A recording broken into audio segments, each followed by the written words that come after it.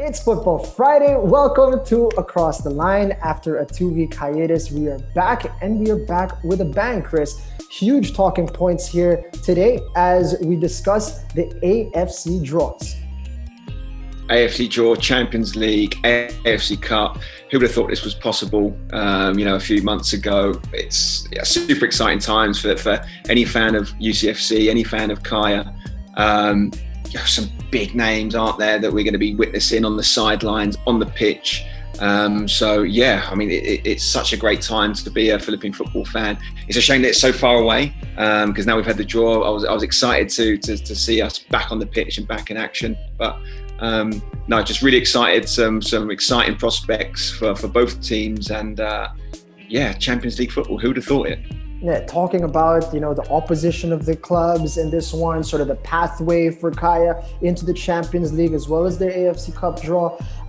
We go through a lot in this one. So if you are interested in how things will unfold for the teams that are competing continentally, this is definitely an episode for you. If you enjoy the conversation, we definitely encourage you to subscribe to us on YouTube, Spotify, and on Apple Podcasts. And we are on social media as well. We appreciate all the messages you guys send our way. Please do continue to do so on Facebook, Instagram, and on Twitter. Without further ado, here is the discussion regarding the AFC Draws here on your Football Friday. Enjoy. We're back. We've been gone for a minute, but Across the Line is here, and we're coming back with an episode that discusses one of the most exciting things to look forward to early in the year. The AFC Draws have just concluded, both the Champions League and the AFC Cup, and we've got a clear picture of what lies ahead for the Philippines' top two clubs, United City FC and Kaya FC Iloilo. We're so glad to be back.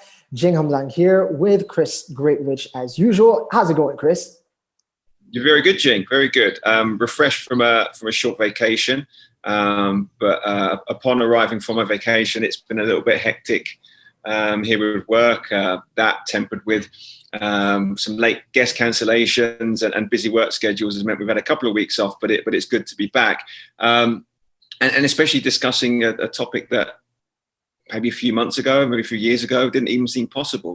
Talking about Champions League teams from the Philippines. I mean, it's just crazy. It's from the doom and gloom of sort of the midpoint of last year to where we are now is just night and day. So yeah, really, really excited to see the draw. Obviously some big names, big clubs involved with those. So I guess it's about time that we discussed this, because it was an episode that we probably never thought we would ever record, certainly at the mid part of last year.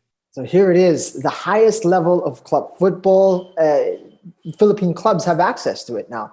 And the competition has been expanded. So there's 40 teams now that are involved in the Champions League. There's an added group that has been placed in there. And what we're seeing is United City FC about to make history, being the first Philippine club in the group stages. Now, we've had qualifying rounds in the past. Global participated in 2017. Ceres did as well on a few occasions and got quite far. We're knocking on the door of the group stage, but they never actually made it through. Now, for the reward for winning last year's PFL, they moved through into the Champions League group stage. And what a welcome it is, Chris. They're up against Kawasaki Frontale, which is the champions of the J-League. They're up against Guangzhou, coached by Fabio Cannavaro, of course, and all kinds of big names there. And they're waiting on the playoff winner between a Korean side in Daegu FC and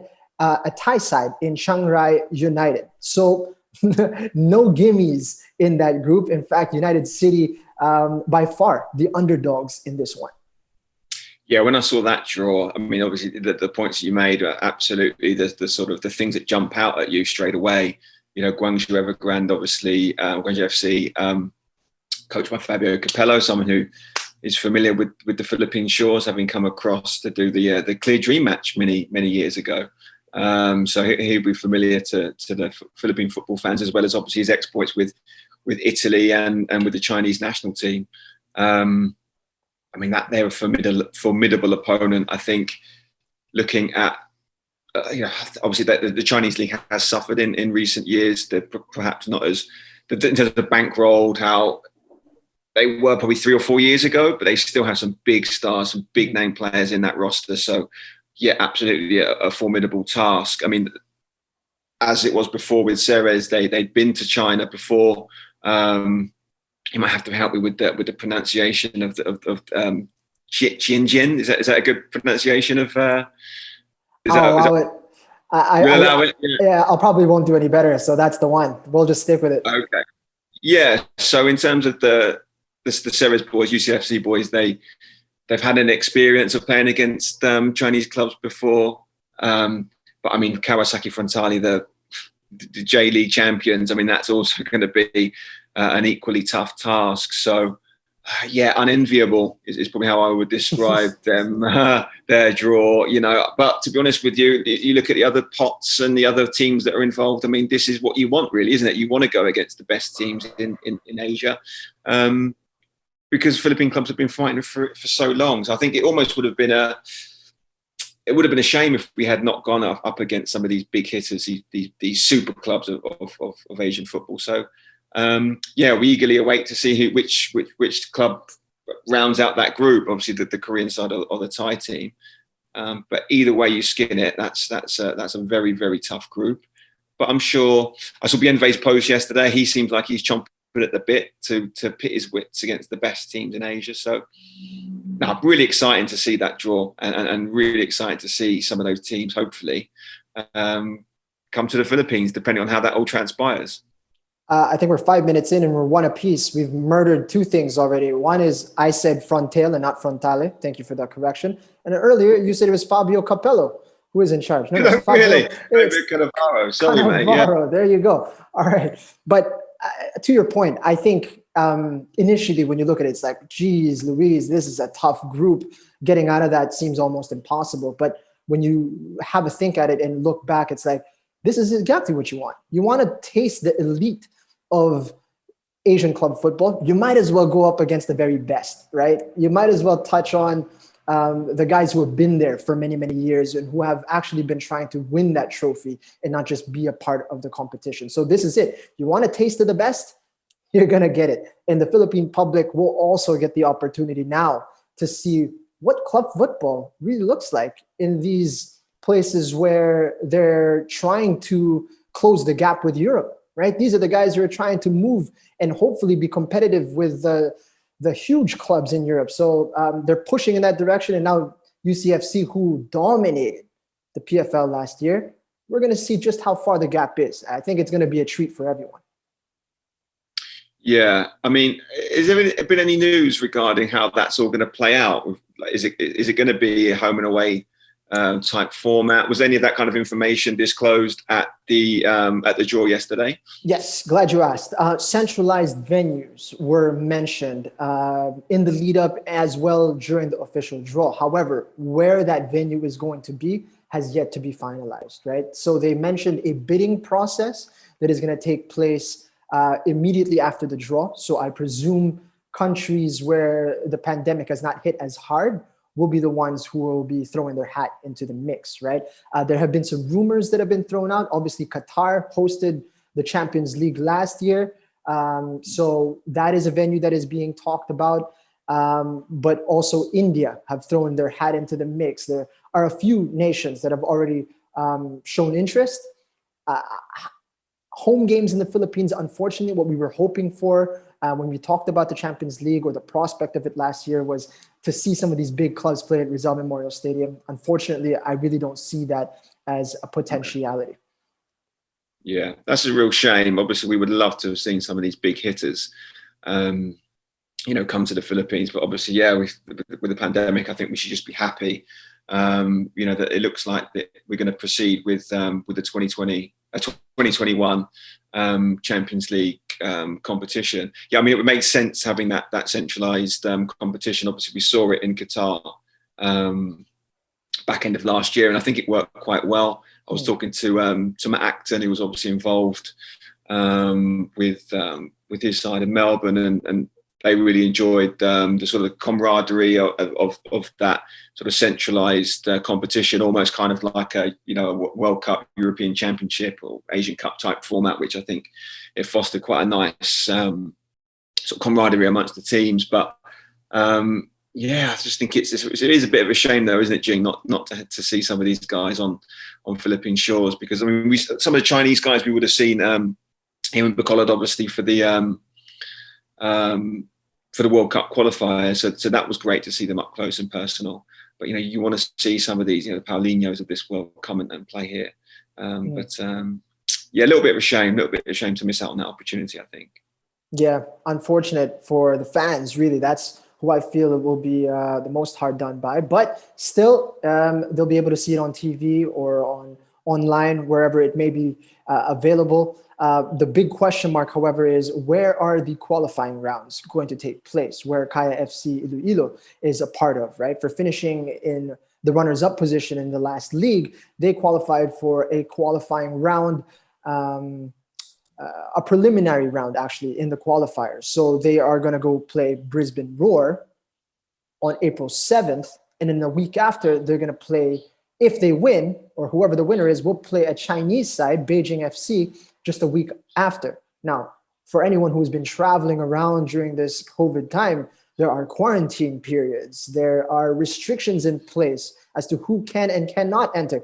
So all of these things need to be thought about and juggled and put into the equation as to how these games are going to take place. So that is a huge question mark as to how that is all going to take place. But the fact remains, there are two clubs vying for Champions League glory, so to speak. Kaya looking to get their foot into the door, but it's going to be a tough road, Chris. They've got Brisbane and Beijing potentially if they win that first match.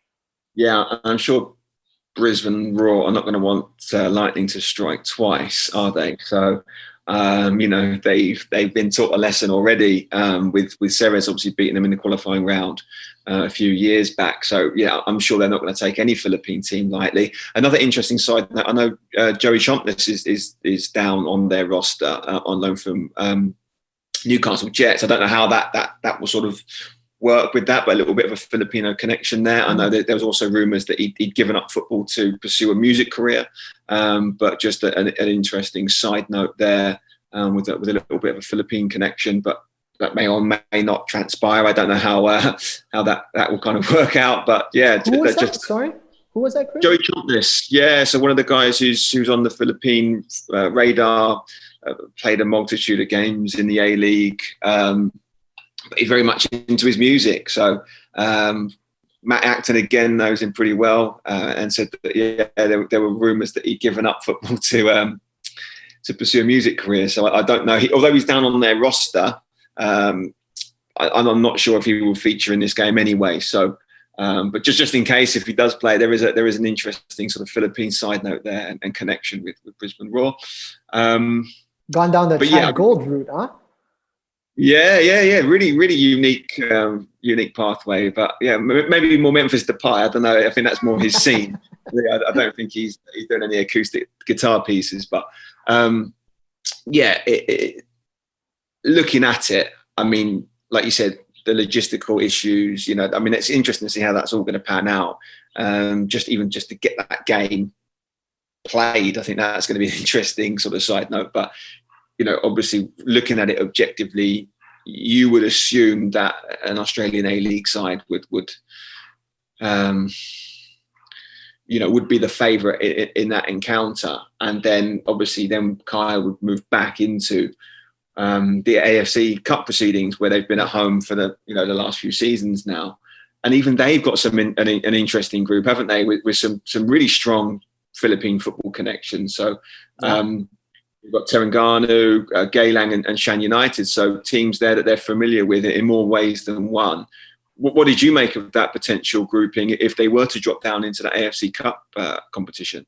So they moved into Group I in the AFC Cup. I think, all in all, the way I felt about it while the draw was happening, that I was quite happy with it, because when you look at pot 2, so Kaya was in pot 1, consider the top seed actually in this entire competition, which was a bit of a shock to me.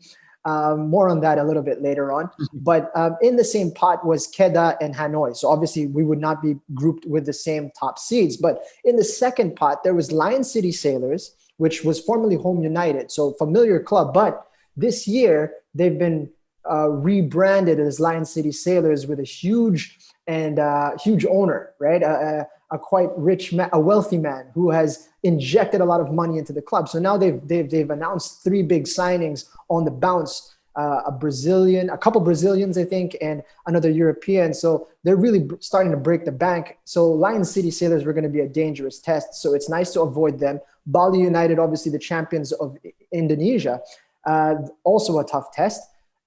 Both have been avoided. Instead, you're going to face Shan United, which, obviously they're tough. They're champions of Myanmar, but Kai already beat them last year and kind of familiar with how they play, right? Terengganu, however, is a sign of the return of Malaysian clubs in the AFC Cup, which they've been gone for a little bit of time because of some controversy with their federation and how their league was happening, licensing issues and this and that. So a nice welcome return to the level of Malaysian football, which is kind of an unknown to Philippine clubs. Aside from Johor Darul Tazim, there hasn't been a lot of exposure with Malaysian clubs and Filipino clubs. So Terengganu is going to be kind of a big question mark. However, there is a bit of a Philippine connection, as you said, right? Carly de Murga recently moved there, Philippine international, and a mainstay for Sayas Negros, and potentially a chance to face against Jordan Minta, who was part of the Terengganu setup as well. Although I believe in the lower team, although he has jetted back and forth between the first team and the second team. So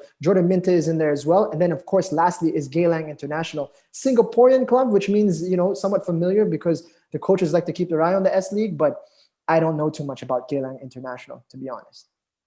No, I mean, obviously we probably had more awareness around them before when you had Daniel Bennett was there before, Mark Hartman was there before, wasn't he? So we kind of had a bit of a closer eye on that league when those guys were involved in the S League. But yeah, I mean, definitely. I mean, Shan United have to beat. They're in the qualification, right, for the for the Champions League qualifiers as well. Champions League, yeah. So, and who have they got again? Sorry, Gene. I believe they were up against Melbourne Victory. Let me check that real quick. Melbourne City. Yeah. Melbourne City is who they're up against. Yeah, so again, with an Australian team. So, I mean, yeah, if we play devil's advocate here, we would assume that they would be, likely too strong for Shan United. And that would then round out the group. Obviously, Ayawadi is the team, if they were to progress, that they would this lot. So it's going to be a team from Myanmar either way. But Shan United obviously were familiar with Kai last year. In the opening fixture, Kaya managed to obviously prevail in that particular game. And then, I think the Terengganu one's quite interesting because obviously you had like Adam Reed at Pahang last year. So, I sort of had one eye on that league a little bit last season. But really all eyes have been on the Thai league, hasn't it, with regards to Philippine players? Most of them have been there. So I think although an unknown quantity, and like you said, Jordan Minta playing mostly with the second team last year, but it's a club that we're familiar with now with Carly joining their roster. I think it's really interesting because I think that dynamic of having a inter-country, inter-club rivalry, it is needed. Like you said, JDT and Ceres had that sort of head-to-head for 3 or 4 years, and that was really, really exciting. But now both of those teams have sort of propelled themselves into a different stratosphere, and that likelihood is, it's going to be unlikely they're going to cross paths too frequently now. So it'd be nice to have that sort of intercity, inter-club, inter-country rivalry again, and I think that friction with the Singaporean clubs is starting to come to fruition now. Obviously, Kai and Home United have been drawn against each other a few times. Even Ceres had their head-to-heads with them. So yeah, I think it's quite an interesting group. But like you said, Kai being the number 1 seeds, I mean, they'd have to fancy getting out of that group. Obviously, I don't know what Coach Rashida is thinking about it. Obviously he doesn't want to show his hand too early, but I mean, I think that group is definitely one that they could potentially get out of. It isn't like it was maybe a few years ago where you were up against the likes of, a Kitchi, or even last year, the group I would argue was probably harder. This is a winnable group for Kaya, and certainly, they haven't got the headline acts of like your Home Uniteds that we've had in previous years. So, Yeah, I think I would assume, looking at it from the outside looking in, that Coach Ashide was probably looking at it thinking, you know what, this is a group we can potentially qualify out of, which I think will be huge. Which would be huge for the domestic game, because obviously, we've seen Ceres dominate at the sort of AFC Cup level in recent years. So I think it would be nice to see another club potentially go out and look to challenge in this particular competition.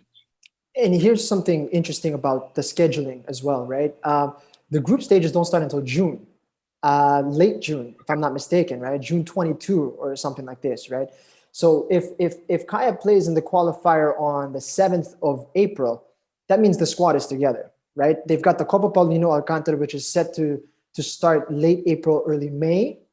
So for the first time ever, the Philippine clubs are actually going to be playing before the group stages begin, right? Because normally it's like you're from preseason, you play your first 2 games in the AFC Cup where you're all fresh and still kind of figuring things out, and then the league starts. So it's always been a bit of a disadvantage for Philippine clubs to start in February or March, right? In terms of the AFC Cup. Now, this is going to be a team that will have gelled a little bit, will have had an opportunity to play together before going into the group stages. As an added wrench into the regular flow of things, this is going to be a centralized competition as well because of the pandemic, right? So then you're going to have all of these clubs together in one centralized venue, and it's going to be World Cup style, Suzuki Cup style, a different dynamic, right? So it's going to be very interesting, right? There's not going to be any home field advantage for any of the clubs. Well, I guess it depends what centralized venue it will be, but it's going to be an interesting dynamic and fast paced. You're going to play 3 games in 7 days, something of this nature, right? So is that what it's going to be, Jing? Is in terms of the format? So you think is it going to be a single round robin? Is that what's So it's just going to be a single round robin and then straight into the knockout round. So high stakes. I would argue that again will probably play into Kaya's hands. Like looking at it in previous years, obviously when you're going to like a PSM, I think the dynamic is slightly different because it wasn't played in the main stadium. But when you're going into like these Indonesian hot houses where you're going to have 60,000 people, then it's a distinct disadvantage. Right. When you're bringing it back to the Philippines and you're playing in front of a couple of hundred people. If it's in that centralized venue, I think Filipino teams typically have managed to handle those types of scenarios very well. Those sort of quick fire turnarounds. Obviously they've had the experience of it recently with the with the recent PFL season. Maybe that's hopefully you've learned your lesson a little bit with that. Maybe you're not going to be going like resting guys for the big game. You might have to go all guns blazing from the get go. But I think Filipino players are quite resilient. So I think when they're in that type of scenario, I think they're quite good at, even though your back's against the wall because you're playing, it's a short turnaround with games, you're playing a multitude of games in a short period of time. You only have to look at Suzuki Cup group stages where we've always been consistent in getting out of it. I think that consistency of playing games every 2 days doesn't really faze Filipinos. So I think a lot of times when you've got big name stars who are coming over from Europe or coming over from South America when they're used to maybe spending a week preparing for a game, sometimes those short turnarounds can come out to bite you in the butt. So I'm excited, mate. I think it's a good group. It's definitely one that they can get out of, and a lot of the things I think are in their favour if you want to look at it from a positive lens. So no, I'm definitely excited to see how that's going to transpire. But you touched on something that I really want to uncover because I don't get it.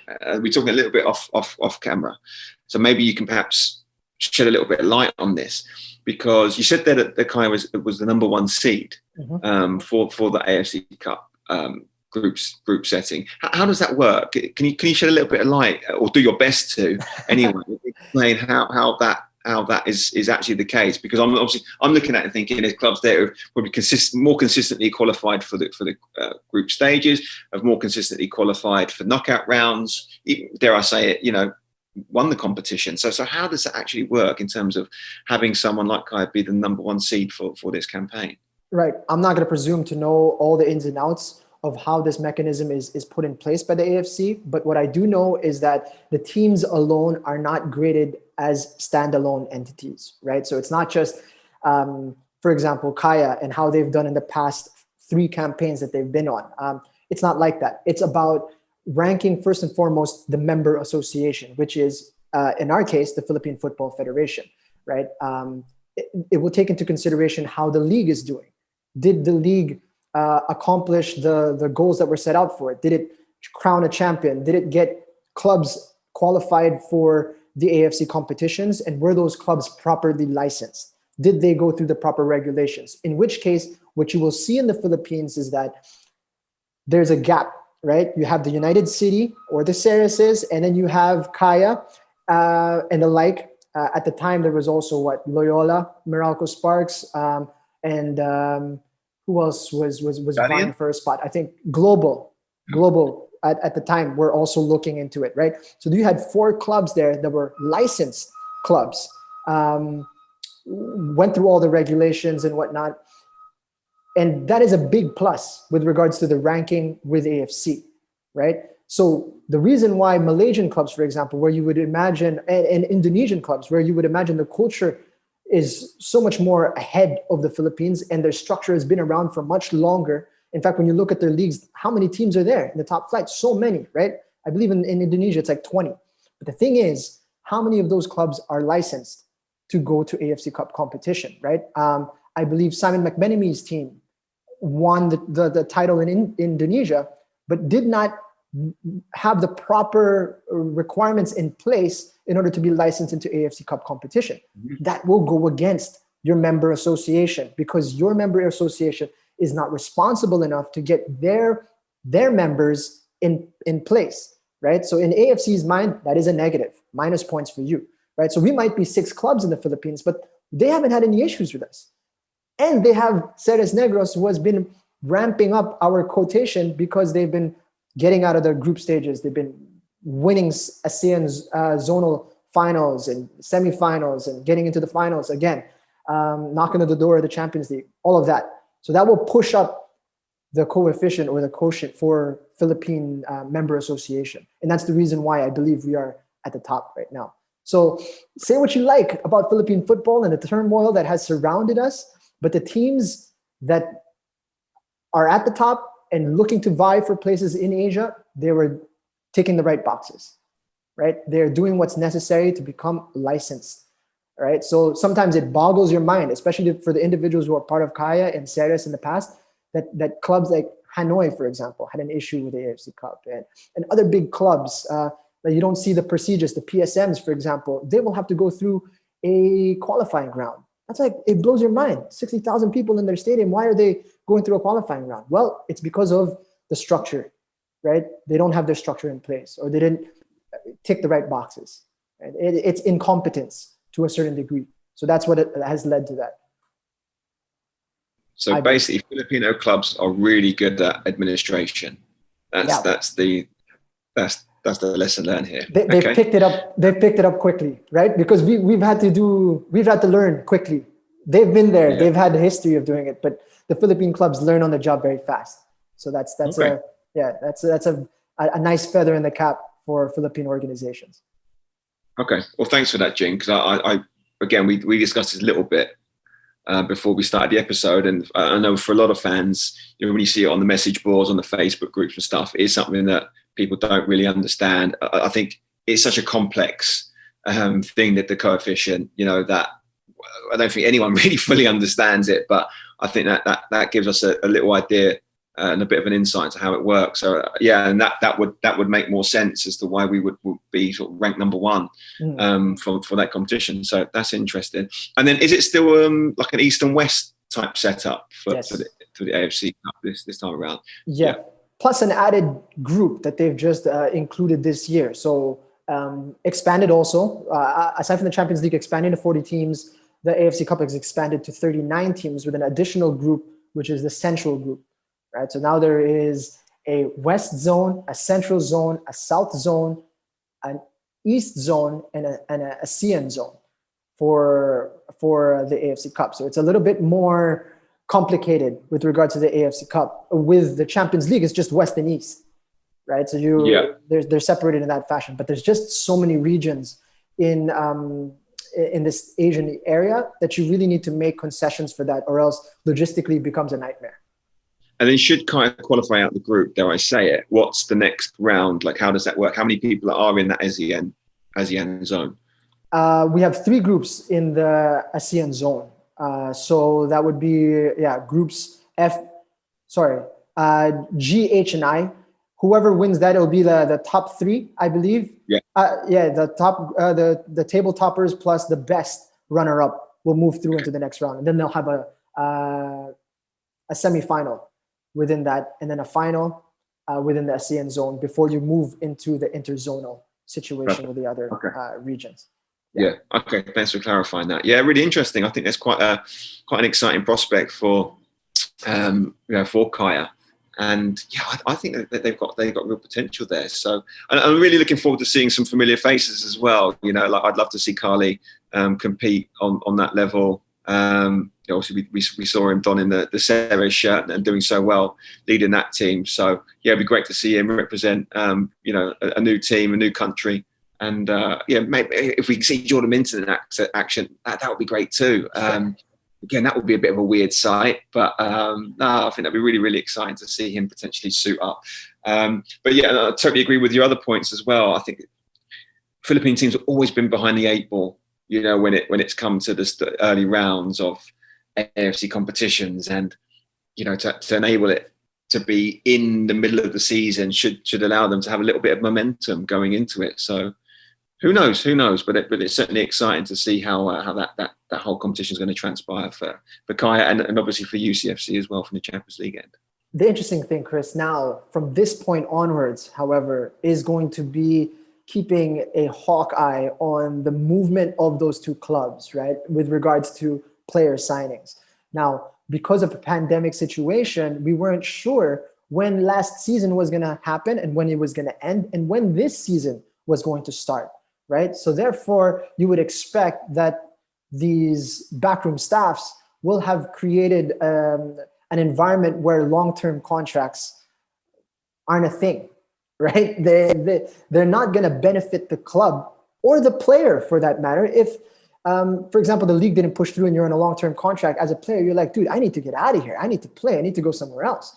In the same way that if you're a club, you don't want players as dead weight, paying them without any competition, right? So there has been this mutual agreement that there will be only loose, verbal contracts out there. Verbal contracts don't translate to make or break agreements, right? So this is going to be interesting for the next few weeks and in the months to come is who is going to be part of these rosters, right? Stefan Schrock, for example, captain, leader, main man. Is he on that roster? We don't know, right? We're not guaranteed that. What we do know is that Manny Ott's not going to be there, right? We know Bienve wants to come home and wants to be a part of it, but what about everybody else, right? I mean, you're not going to go to the Champions League and represent the way you want to with the likes of Pocholo Bugas and some of these young guys, right? I mean, I'm sure they're going to be very excited and I'm sure they have something to showcase, but man, you need your big guns when you go up to these levels. And that's what we need to see is who are these big guns going to be? Who are we going to be able to enjoy watching come out onto the pitch? So now it's the time for the coaching staffs and for the management to step up their game. This is their season. Their season begins now. For the next 2-3 weeks, they got to get those signatures in, Chris. So that's or get the verbal agreements. I mean, that was a bit of a shocker. So you're saying that there is like some sort of gentleman's agreement amongst the clubs that there will not be any kind of formal contracts. Is that what you're saying for these guys? No. I don't think that. I don't think there was an agreement between clubs. I just believe that getting into long-term contracts right now would be foolish. So I would presume that there has been a lot of agreements that have either elapsed already in terms of their contract duration, but it's like we have an agreement between manager and player that we're still interested in you. And once things become clear, you're still part of this club. But as with all verbal contracts, those things are subject to a little bit of what if my head gets turned, if I'm a player and there's an opportunity in Malaysia, my head gets turned, there's an opportunity in Thailand, right? You might jump ship. So you don't know what's going to happen, right? And of course, there's also the added element of pandemic issues, right? People who went home, how do you come back to the Philippines, right? If I bring you home close to the competition, you have a quarantine period, blah, blah, blah. There are so many things that are moving that you have to take into consideration. Yeah, I wouldn't fancy being a general manager or chairman of a club right now. If I'm a player right now, I'm saying, you want me that bad, you better give me a contract and you better pay me from day one. Right, irrespective of whether or not the season starts now or it starts in June, right? You want me to stay fit, you want me to stay ready, and you better pay me to do so. So if I'm a player, if I listen to this podcast, get your affairs in order. But yeah, if it's for the club, I totally understand that where you're coming from. If the league isn't going to start until prospectively April, was that what they're talking about here, Jing? Late April, early May. Well, because of the confirmation that the Champions League is going to start, the group stage is going to be late April. I'd presume that the Copa Paulino Alcantara will be pushed back just a little bit to May, maybe, to accommodate UCFC's departure for the biggest stage, right? Yeah. Okay. So, that in itself is just going to be, you're going to keep paying players up until, April, before they're going to start pre-season, you'd imagine, maybe March. That's a lot of money when you've got a 20-man roster, 24-man roster, So, yeah, it's an unenviable task for any GM or anyone trying to manage the books of a football club. But from a player perspective, it's your job, so you've got mouths to feed, and that's got to be your priority as well. So, yeah, stuff that I'm glad I'm not involved with that sort of side of things anymore. That is a massive, massive headache. And then, like exactly what you said, temper that with all the other stuff. How's Bienve going to get back in from Spain? Has he got a Philippine passport? Has he not got a Philippine passport? All those types of logistical questions. How long's a quarantine? Acquiring visas? Are foreigners permitted back in the country if they leave to go to a central location to get back in? That's mind-boggling stuff. So I'm sure, there's a lot of plates that are being spun and balls that are being juggled in the air. But I guess that's why GMs get paid to do that sort of stuff, right? So good luck to those guys trying to figure it all out. So if you're keeping a close eye on it, this is an opportunity to find out who are the managers who are really good out there, who are savvy, who are able to pull off the deals. And here's an interesting tidbit that we didn't get a chance to talk about. In the virtual kickoff of the league 2 weeks ago, Eric Gochak had come out and said, the CEO of United City, that the times where Ceres Negros were breaking the bank to acquire players and talent, those days are over. He said that outright, that they're not going to be throwing around the same kind of money that they have been over the last couple of years. So, that's a very interesting development with the landscape of Philippine football. Yeah, I would assume, maybe we try and get Eric on the show to sort of divulge and dig a bit deeper with that particular comment, because, one would assume that, but I'd also assume that as a club owner, you were hoping and banking on the fact that if we qualify for the AFC Champions League, then we might get some juicy home ties. We might be able to, generate some money from that in terms of gate receipts or merchandise or whatever. But that's obviously out the window more than likely. So just by that alone, if your business model is based upon or predicated on you potentially bringing in some revenue from that particular stream and it's not going to come, then obviously you would need to readjust your business model. But that was obviously going to be a given down the road, that they weren't going to be as free spending as they were, which is kind of ironic because they've got to the promised land now. So this is probably the time when they would need to do that in order to sustain that level of success.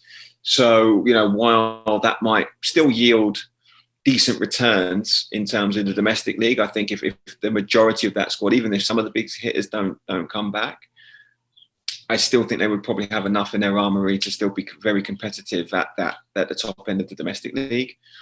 But when you're going against your Kawasaki Fatalis and your Guangzhous and the like, that's going to be tough, even with the big hitters. So I think that was a given. I'm not sure if that's as groundbreaking as when you initially thought, but I think it's a shame, because I think had they had sort of continued on that pathway, you've seen JDT have been able to compete reasonably well since they've stepped up into that sort of that Champions League mix. They haven't obviously progressed as maybe they would have liked to, but I think they're on the right path.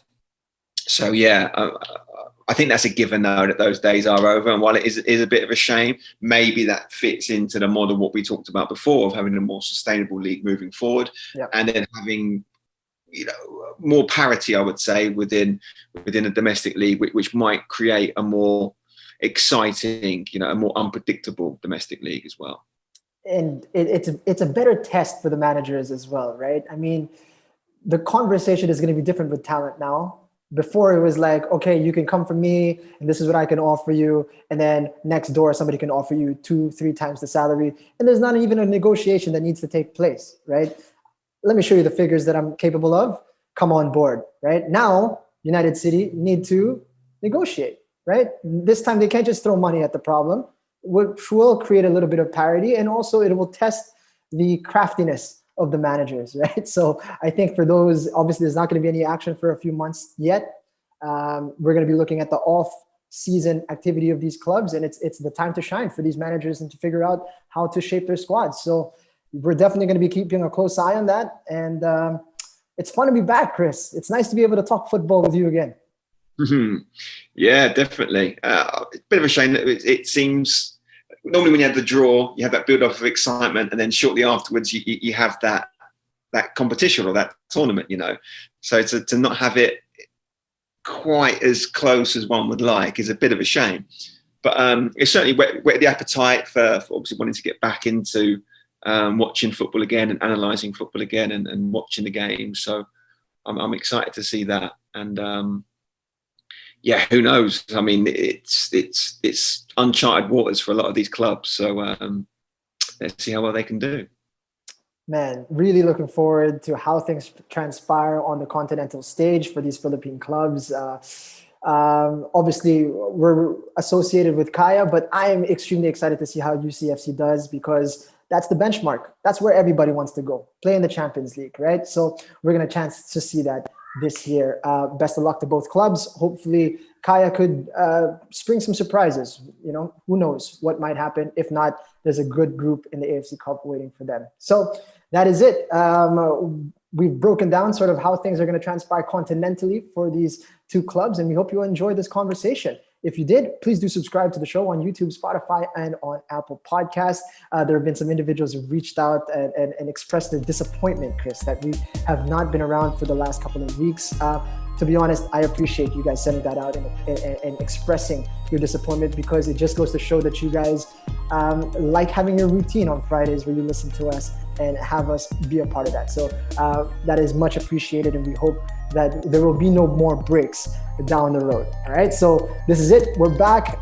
Find us on social media. We're on Facebook, Instagram, and on Twitter. That is it for us on this Football Friday. We'll catch you on the next one.